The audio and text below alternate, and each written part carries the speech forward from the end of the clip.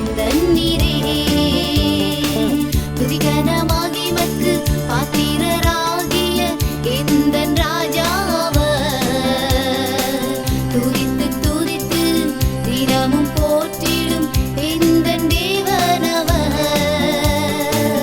இதய ராகமே இதய ஏக்கமே தினமும் பாடி மகிழ்ச்சி கொண்டிடும் நாவின் கீதமே. நாவின் கீதமே நாவின் கீதமே. கர்த்தருக்குள் அன்பானவர்களே, அனுதினமும் கிறிஸ்துவுடன் தியான வேளைக்கு உங்களை அன்புடன் அழைக்கிறோம். இன்றைய தியானத்திற்கான வேத வாசிப்பு உபாகமம் 34ஆம் அதிகாரம் வசனங்கள் 1 முதல் 12 வரை. தியானத்தின் தலைப்பு அற்புதமான மனுஷன் மோசே. அவர் அவனை அடக்கம் பண்ணினார். இந்நாள் வரைக்கும் ஒருவனும் அவன் பிரேத குழியை அறியான். உபாகமம் 34ஆம் அதிகாரம் வசனம் 6. பெரிய எதிர்பார்ப்பு ஒன்று நிறைவேறப் போகிற தருணம் கிட்டி வரும்போது அது உடைந்து போகுமானால் நமது மனநிலை எப்படி இருக்கும்?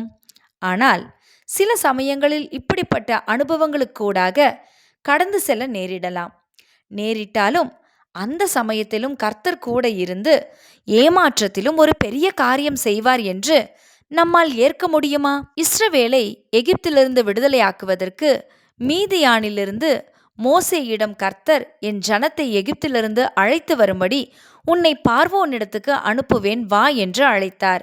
யாத்ராகமம் 3ஆம் அதிகாரம் வசனம் 10. அப்படியே அவர்கள் விடுதலையாகி பல தடைகளை கடந்து சீன் வனாந்தரத்திலே காதேசில் இருந்தபோது நடந்ததையும் கானான் பிரவேசம் மோசேக்கு மறுக்கப்பட்டதையும் கவனித்தோம். மோசே எவ்வளவாய் மனம் உடைந்திருப்பார்! கானானுக்கு கிட்ட வந்த பிற்பாடு இப்படி ஆகிவிட்டது.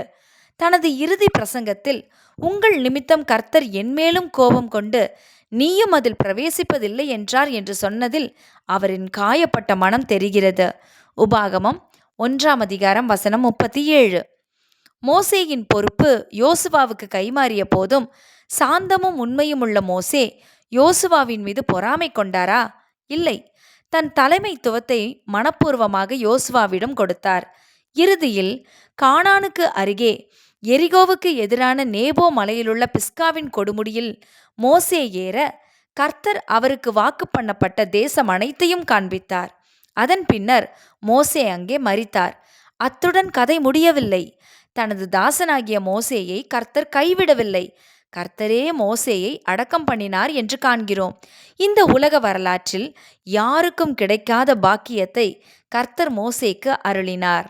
தமது ஊழியனின் உத்தமத்தில் உறுதியாயிருந்த கர்த்தர் கானான் பிரவேசத்தை மறுத்தும் அவரை கைவிடவே இல்லை.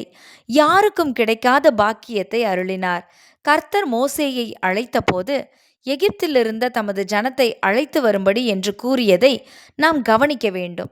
பின்னர் நடப்பது என்னவென்பதை அறிந்த கர்த்தர் இப்படி சொன்னாரா? என்றாலும் பின்னர் இஸ்ரவேல் தேசத்திலுள்ள மறுரூப மலையிலே மோசேயும் காணப்பட கர்த்தர் அருள் செய்ததையும் நாம் சிந்திக்க வேண்டும். கர்த்தர் ஒருபோதும் தமது பிள்ளைகளுக்கு அநீதி செய்வது இல்லை. எல்லாவற்றுக்குள்ளும் நிச்சயம் ஒரு மேன்மையான காரியத்தை வைத்திருப்பார். அதை நாம் விசுவாசிக்கிறோமா? ஜெபம் செய்வோமா?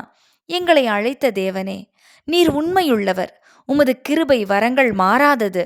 கைவிடாத உமது நேச கரங்களுக்குள் நாங்கள் அடங்கியிருப்போம். ஆமேன்.